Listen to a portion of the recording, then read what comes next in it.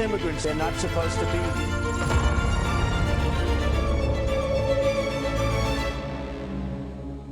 Al estilo de una cacería de brujas en tiempos del macartismo, el periódico The New York Times aseguró que el gobierno estadounidense llevó a cabo un programa de vigilancia en contra de organizaciones ligadas a la izquierda y a organizaciones migrantes en Minnesota, que trascendió como Operación Titiritero y Proyecto Escudo Whipple.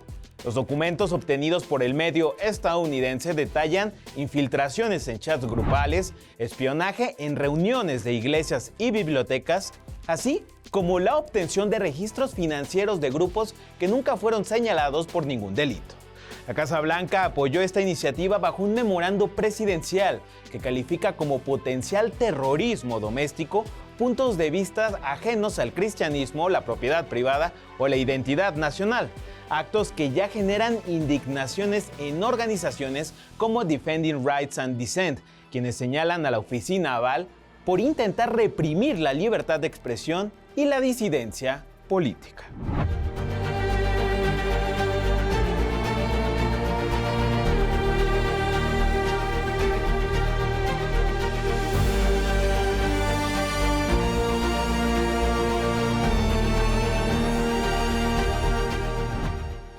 Y esta semana el estado de Minnesota demandó al gobernador de Texas, Greg Abbott, por bloquear la extradición de un agente del ICE. Hablamos de Cristian Castro, acusado de disparar y herir a un hombre de origen venezolano dentro de su vivienda en Minneapolis. Estamos hablando de Julio César Sosa Celis.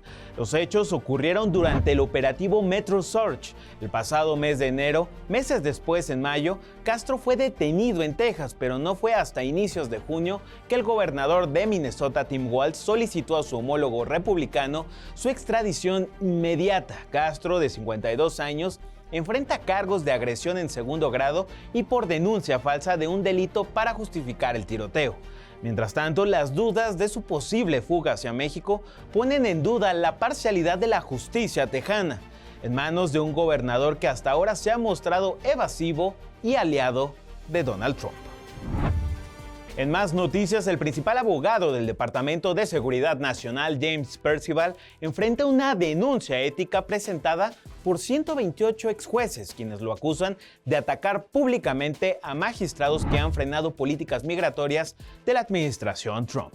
Desde julio, Percival publica una lista titulada Lo peor de lo peor, el mismo término utilizado por el Homeland Security que utiliza para exhibir a migrantes deportados con presuntos antecedentes criminales, pero ahora dirigido contra jueces vinculados a fallos sobre deportaciones, TPS y otras medidas migratorias.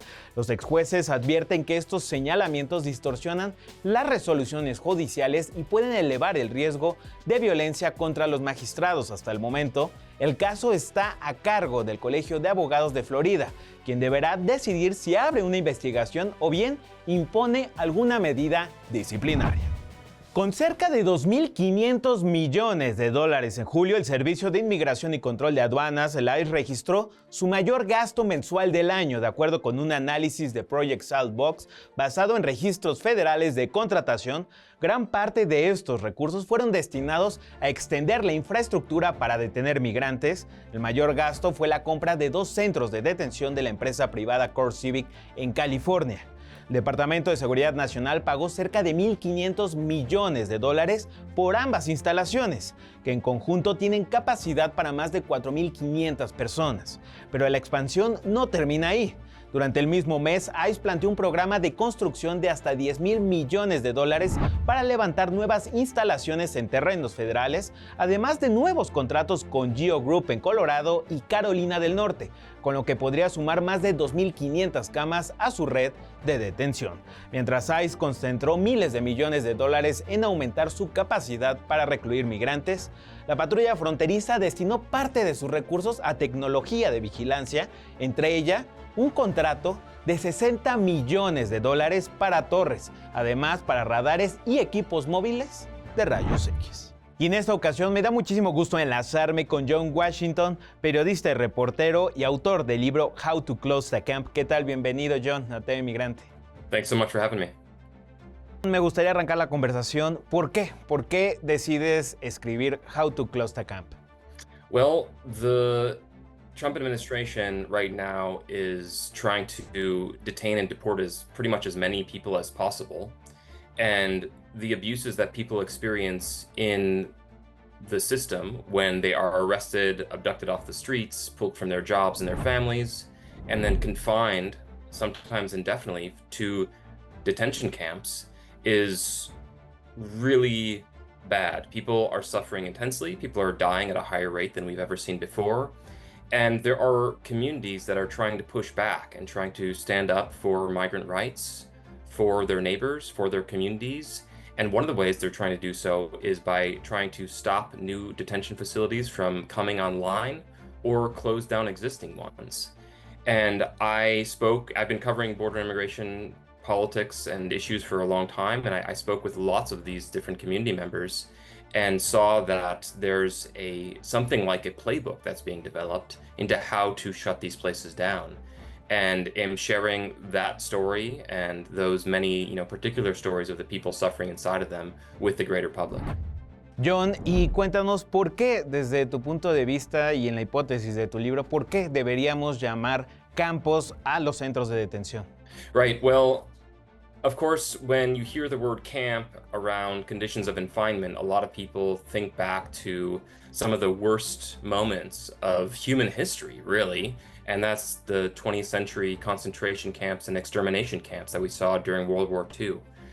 And while I'm not saying that what we're seeing today in the United States is the same thing as, say, Auschwitz or Treblinka, but in fact, there is a very clear definition of what a concentration camp is. And according to political scientists, that is something along the lines of civilians who are held indefinitely in conditions of confinement, not because they've committed a crime, but because of who they are. And that's exactly what we're seeing today. There is a more specific subset of the greater population that's being targeted. Those are migrants. So I think calling these places migrant camps or immigrant camps makes sense. And I also think that it stands as something like a warning. We aren't there yet, but there was a continuum of how these facilities were run and managed and progressed, or rather degressed, during World War II. They began as something a little bit more akin to a standard prison, and they became what we saw in the death camps. And trying to stop anything from progressing any further or deteriorating any further, I think is one of the reasons a lot of people have started to call these places camps. John, hoy los centros están gestionados y administrados por privados. Estamos hablando de dos principales compañías. ¿Qué balance haces de esto? That's exactly right. It is a booming business to be locking up migrants. Not only to be locking them up, but to be engaged in any way in the immigration enforcement regime. The Trump administration has been doling out literally billions of dollars to corporations, some of whom have no prior experience in building border wall or running immigration camps, and have been just lavishing money on these often friends of the administration. I would also say that this is not something that's very new. The revolving door between immigration detention corporations and the administration the administration in power has been revolving for a long time, and it has happened in both Republican and Democratic administrations. The current director of ICE, David Venturella, was working for Geo Group, one of these companies that you name, for 10 years. And that is just one of many such examples of people who go from administration to private contracting or companies and back to administration. John, ¿y cómo avanzar justamente hacia la transformación del sistema penitenciario en los Estados Unidos?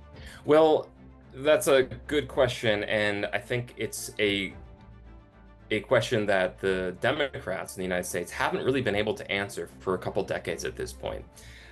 The left, sort of broadly speaking, has been playing defense on immigration policy since the 1990s, and probably going back even further than that. They haven't really articulated a very clear vision of what they want immigration policy to look like.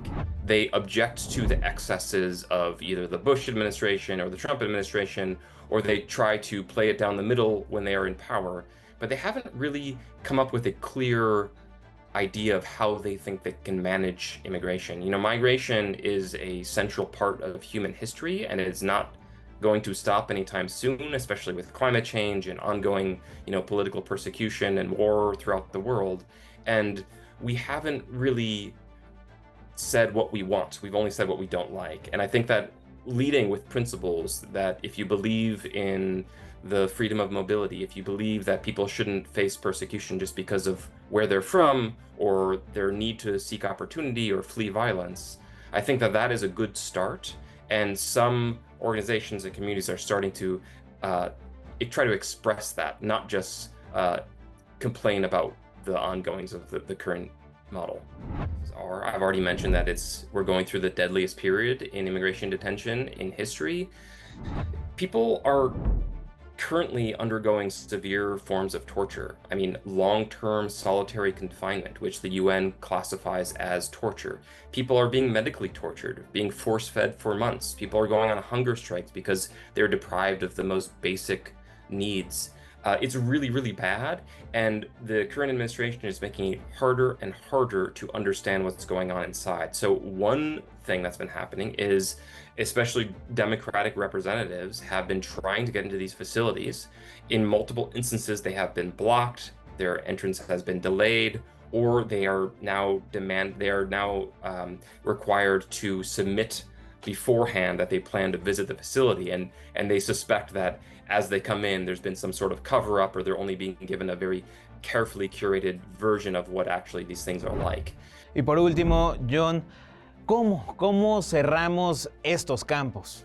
Yeah, I do. I mean, I think when it comes down to it, you know, the common denominator in all of the efforts that I was able to investigate is community bonding, is when people, neighbors, and, you know, just people, regular people get together and they try to stand up for what they believe in. That is the most successful, or that's the key step to any successful shutdown campaign. And we have shining examples of it. I mean, the way that, for example, again, Minneapolis really stepped up through mutual aid, through rapid response, through caring for their neighbors. And they changed the way that the Trump administration had to approach immigration enforcement. I'll give one other example I've been following very closely is attempts to construct the border wall. And right now there has been somebody in a tree in southern Arizona for, I believe it's 22 days today. And as of this morning, a person in Mexico along the border got up in a tree as well. So there's a binational effort to stop border wall construction, and they are stopping it, at least temporarily. So you see that this, you know, multi-billion-dollar construction project can be actually blocked by people, just regular folks, standing up for what they believe in. I think it provides some roadmap to how we can go forward and sort of try to do better by ourselves and our neighbors. It's very hard to get information out of them. As a journalist covering this, I submit requests all the time for information, and I'm very frequently stonewalled. The current, you know, Democrats who continue to try to provide oversight are giving some light into what's going on, but it's not enough. I would say it's been largely supportive. I think that there's been some people who maybe have bristled a little bit and are concerned that I'm over, you know, exaggerating, as you say, what the conditions are like. But anyone who has spent any time reporting on them, anyone who has spent any time inside them or knows someone who has, really recognizes that it's not at all an exaggeration. And I think that there's also been an issue of whether or not I'm right now acting as some sort of an advocate for a certain type of policy. I think that standing up for human rights is not something that is subjective. I think that we should try to keep our neighbors safe and have due process and basic human rights, no matter where they are or where they're from. And I think saying that I want that is not something that should be seen as crossing any sort of reportorial line. I think there's a couple answers here. One is that they've already certainly changed a little bit. And though that change may seem like a scaling back of some of these, you know, types of violence, what we know is that while the people, like the Border Patrol agents, aren't in the streets conducting major operations like we saw in Minneapolis or Chicago over last winter, but we know that they're being really efficient and they're still picking up people. In fact, more people were arrested in just a recent 2-week span than ever before in immigration history. And so they are adjusting their approach. They're not, I think, scaling down the violence. I think that they're doing and conducting these operations more quietly, which actually makes it more difficult for people who are trying to stand up for migrant rights, is because there's not as clear of a target right now. I think the real innovation of this administration is not necessarily the level of cruelty. I think it's the level of efficiency. And they have found ways to make the arrests, to increase the detention capacity, and increase deportations, especially through third country deportations. We're seeing this more and more. How many people not originally from Mexico are being deported to Mexico, as well as I think the count is about 35 other countries who are accepting people that are not they're originally from there. Well, I think it's certainly under threat. I mean, we have seen, like, the most clear examples are threats to post ICE agents at the polls in the upcoming elections. Will that happen? Hopefully not, but there have certainly been clear threats of that. You know, detention itself has always been this place where the government is able to sort of test out opaque, unaccountable, extra legal powers. And that is exactly what we're still seeing on an expanded scale. So I think it really is a threat, not just to migrants, but to our society writ large. You know, I think that as well, if you try to just understand what the basic definition of fascism is. I mean, we have a hyper-nationalist, divisive, along national origin lines project that we're experiencing right now. And what do you call that? I think if you just look in the dictionary, that's not too far from what fascism is. Muchas gracias, John, por estar aquí en TV Migrante Informa. Thanks for having me. El gobierno de los Estados Unidos busca incorporar al Servicio de Impuestos Internos a sus controles sobre la población migrante. Una propuesta del Departamento del Tesoro plantea exigir a quienes soliciten ciertos créditos fiscales que acrediten su ciudadanía o bien que cumplan con la categoría de extranjero calificado. El nuevo requisito también alcanzaría al cónyuge del contribuyente, cuyo estatus migratorio tendría que ser identificado. Declarar información falsa de manera deliberada podría ser castigado con multas de hasta $100,000 y 3 años de prisión. La medida pretende incluir entre los beneficios públicos federales los créditos por hijos, adopción, ingreso del trabajo y el American Opportunity, para excluir de ellos a quienes no cuentan con un estatus migratorio aceptado por la ley. El propio Tesoro calcula que entre 200,000 y 700,000 contribuyentes podrían perder estos apoyos en 2026, aunque también reconoce que no dispone de datos suficientes para medir con precisión el impacto de la propuesta. Y esta semana el presidente de Guatemala, Bernardo Arévalo, confirmó que el país recibió a 2,284 mexicanos deportados de los Estados Unidos en lo que va de 2026. El mandatario negó que este proceso forme parte de la política de tercer país seguro que se ha usado en otras ocasiones por Washington para acelerar el proceso de expulsiones desde nuestro país vecino del norte. Vamos a escucharlo. Y nosotros hemos coordinado con el gobierno mexicano para que estas personas que están llegando a Guatemala pasen en condición de tránsito para ingresar a territorio mexicano en menos de 24 horas después de haber llegado al país. No hay ninguna permanencia, no hay ningún refugio, no hay ninguna figura que se pueda considerar como una figura que constituye un tercer país seguro, porque pasan en tránsito. Y Estados Unidos realizó esta semana las primeras deportaciones a Liberia de migrantes que no son ciudadanos de esa nación. Ahí sí estamos hablando de un tercer país seguro. Un grupo de 20 personas llegó al aeropuerto internacional Robert, cerca de Monrovia. Esto como parte de un acuerdo que permite a la administración de Donald Trump enviar hasta 1,200 deportados de otras nacionalidades. Liberia forma parte de una red de acuerdos que el gobierno de Donald Trump ha impulsado para deportar a migrantes a naciones distintas a las de su origen. Según Third Country Deportation Watch, Estados Unidos ha alcanzado este tipo de pactos con al menos 35 países y más de 23,000 personas ya han sido enviadas a 26 de ellos. El canciller de México, Roberto Velasco, hizo referencia a la política migratoria de nuestro país. Vamos a escuchar lo que dijo el secretario.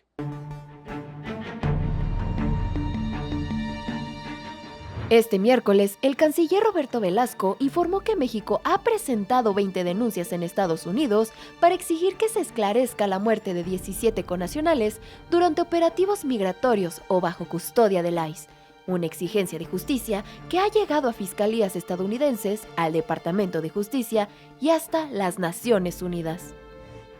Los fallecimientos se registraron desde mayo de 2025 en Arizona, California, Florida, Georgia, Illinois, Luisiana, Missouri y Texas.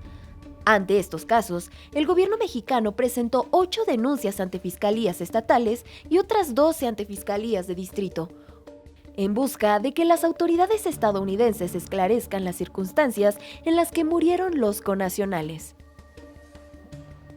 Solo 4 respuestas fueron recibidas desde las fiscalías de los condados de Ventura, en California, Cook, en Illinois y Harris, en Texas, informando que comenzarán a valorar posibles acciones en los casos correspondientes, contrario a la 4ª respuesta enviada desde Florida, donde la fiscalía descartó realizar una investigación adicional al coincidir que la investigación del ICE concluyó que la persona supuestamente se había quitado la vida.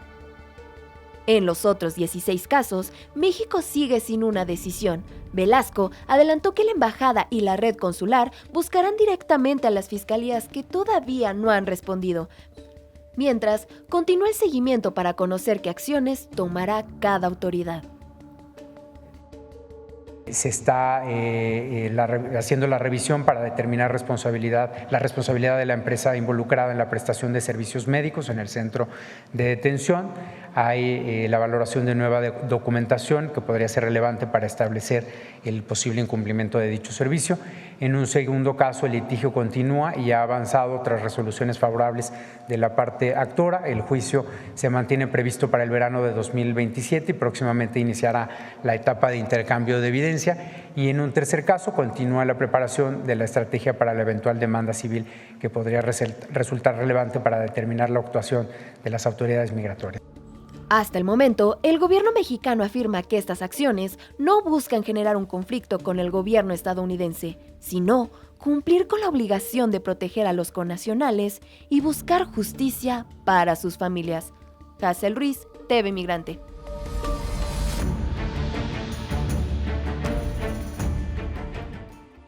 En el sur del Bronx habitan cientos de historias de resistencia, identidad y origen.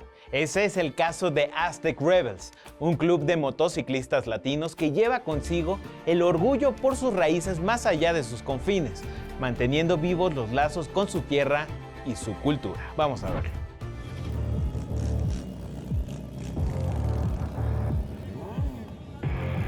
Cuando en el Bronx se escuchan los motores y los claxon, la gente suele pensar en los Aztec Rebels, un grupo de motociclistas latinos que hoy son más que un club. Fundado en 2016 por los hermanos Andrés y Eddie Lucero de origen mexicano, Aztec Rebels es el sueño de 5 bikers decididos a crear un espacio donde la cumbia, el español y un continente entero los unen. Es un choque cultural. Cuando llegas a este país encuentras diferentes tradiciones, digamos, pero tú traes en tus raíces, traes lo que es ser mexicano, ¿no? Como hispano, uno como mexicano está muy a la familia, siempre buscas a la familia, entonces llegar a este país es luchar contra eso, con que no tienes a nadie, estás solo, no tienes a papás, no tienes hermanos. La nacionalidad no es un requisito para ser un Aztec Rebel, basta con servir a la comunidad y encontrar en el grupo un estilo de vida. Más allá de la apariencia ruda que dan los chalecos, las botas y los lentes, los integrantes del club son hombres de familia, disfrutan de la compañía de sus hijos y se vuelven hermanos de quienes dejan atrás su lugar de origen. En el caso de Eddie Lucero, padre, trabajador y presidente de Aztec Rebels, sus gemelos son su vida y motivación para ser mejor. Yo me dedico a darle la mejor vida a ellos. Juegan deportes, o siempre ando para arriba, para abajo, llevándolos a sus juegos o entrenamientos. Cuando no estoy en el club, estoy con mis gemelos para ir para arriba y para abajo, donde quiera. Con los años, el club logró reunir a decenas de miembros, la mayoría de origen mexicano, otros con raíces salvadoreñas y hondureñas. Muchos comparten un pasado en el desierto, esquivando la patrulla fronteriza y cruzando el muro o las aguas del río Bravo, dejando sus pueblos y sus ciudades. Crecer en el Bronx de 1980, como lo hicieron Andrés y Eddie en su momento, fue resistir al mundo de las drogas, junto a la herida de los incendios que arrasaron barrios enteros en la década de 1970. En sus espaldas cargan con los símbolos del México prehispánico, donde el parche de un águila representa el orgullo por sus raíces y la memoria de sus pueblos. Desde regalos en Día de Reyes, colectas en iglesias y comidas en familia, la solidaridad de Aztec Rebels trasciende fronteras no solo en los Estados Unidos, sino también en su tierra natal. No nada más apoyamos aquí en los Estados Unidos, también apoyamos en México. Nos puso en contacto con un orfanato que está en México. Le pudimos brindar apoyo, le mandamos juguetes, le mandamos despensas. No es más apoyo aquí en los Estados Unidos. Lo que comenzó en un sótano con mesas de billar y una TV para ver el fútbol, hoy representa un hogar que nos recuerda que ser biker, padre, mexicano o latino también es un camino que nos devuelve a casa. Es una hermandad que muchos buscan, que vienen a este país y buscan pertenecer a algo. Y aquí pertenecer a nosotros es pertenecer a algo sano. Simplemente significan todo. Es un todo para nosotros. Es orgullo, es respeto, sobre todo. Todos por el mismo gusto, todos hermanos, y ellos son mi familia. Entonces, en ellos se me ha hecho un poquito menos difícil el estar aquí. Sergio Mar Cordero, TV Migrante. Muchas gracias por acompañarnos en este programa de TV Migrante Informa. Yo soy Emerson Segura y no se pierda todo nuestro contenido en nuestras redes sociales en @TV Migrante, la plataforma digital de los medios públicos MX Plus, en Altavoz Radio, en Canal 14 y desde luego aquí en TV Migrante. Hasta la próxima.